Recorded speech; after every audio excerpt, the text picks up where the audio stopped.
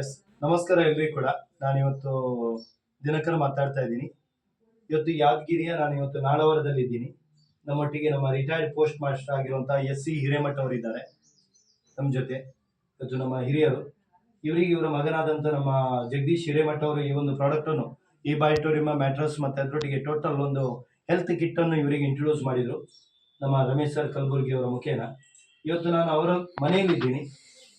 Sir, ನೀವು ಒಂದು product ಅನ್ನು ಯೂಸ್ ಮಾಡಿ ಎಷ್ಟು ಸಮಯದಿಂದ ಯೂಸ್ ಮಾಡ್ತಾ ಇದ್ದೀರಿ, ಏನು ನಿಮ್ಮಲ್ಲಿ ಬದಲಾವಣೆ ಆಗ್ತಾ ಇದೆ, ಇಲ್ಲ ನಿಮ್ಗೆ ಏನು ರಿಸಲ್ಟ್ ಬಂದಿದೆ ಸರ್, ಇದ್ರ ಬಗ್ಗೆ ಒಂದು ಸ್ವಲ್ಪ ಹೇಳ್ಬೋದು ಸರ್?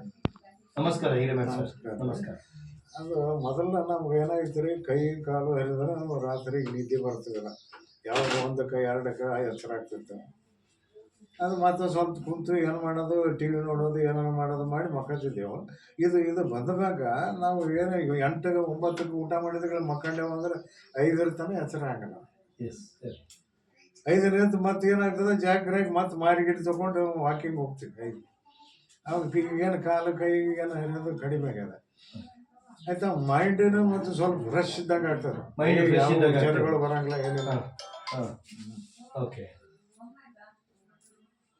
ಈಗ ನೀರು ನೀವು ರೆಗ್ಯುಲರ್ ಆಗಿ ಕುಡಿತಾ ಇದ್ದೀರಾ ಸರ್? ಈಗ ನೀರು ಸ್ವಲ್ಪ ಒಂದು ನಮೂನ ಇದಾಗ್ತಿದೆ ರೀ. ಮೊದಲು ನೀರು ಕುಡಿದ್ರೆ ಸ್ವಲ್ಪ ಎದೆ ಉರಿಯೋದು ಕೆಲವು ಇದಾಗ್ತಿತ್ತು. ಇವು ನೀರು ಕುಡಿಯೋದ್ರಿಂದ ಏನಾಗ್ತದೆ ರೀ, ಏನು ಒಂದು ಸ್ವಲ್ಪನೂ ತ್ರಾಸ ಆಗಲ್ಲ. ಎದೆ ಉರಿಯೋದು ಅಥವಾ ಏನಾನ ಆಗೋದು ಏನಿಲ್ಲ. ಇನ್ನು ಕುಡಿದು ಯಾವಾಗ ಬೇಕಾದಷ್ಟು ಕುಡಿಯೋಂಗೆ ಆಗ್ತದೆ, ಕುಡಿಯಂಗನೇ ಆಗ್ತದೆ. ಏನು ಕುಡಿತೀವಿ ಅಷ್ಟು ಆರಾಮಾಗಿರ್ತದೆ. ಬೆಲ್ಟ್ ಮತ್ತೆ ಕೈಯಲ್ಲಿ ಕಟ್ಕೊಂಡು ಇರ್ತೀರಾ ಸರ್? ಈಗ ಬೆಲ್ಟ್ ಕಟ್ಟಿದ್ನಂದ್ರೆ ಹೇಗೆ ನಿಮಗೆ ಬದಲಾವಣೆ ಇದೆ? ಬೆಲ್ಟ್ ಕೈಯಲ್ಲಿ ಕಟ್ತಾ ಇದ್ದೀರಾ? ಬೆಲ್ಟ್ ಇದನ್ನು ಏನಾದ್ರಿ ಕೈ ಸ್ವಲ್ಪ ಹರಿತಿರ್ತಾವ. ಈಗ ಸಂಜೆ ಮುಂದೆ ಮಕ್ಕಳುಗಳು 1 ತಾಸು 2 ತಾಸು ಮುಂಜಾನೆ ವಾಕಿಂಗಿಗೆ ಹೋದಗಳೇ ಕೈ ಸ್ವಲ್ಪ ಹರಿದಂಗೆ ಆಗ್ತಿರ್ತಾವೆ.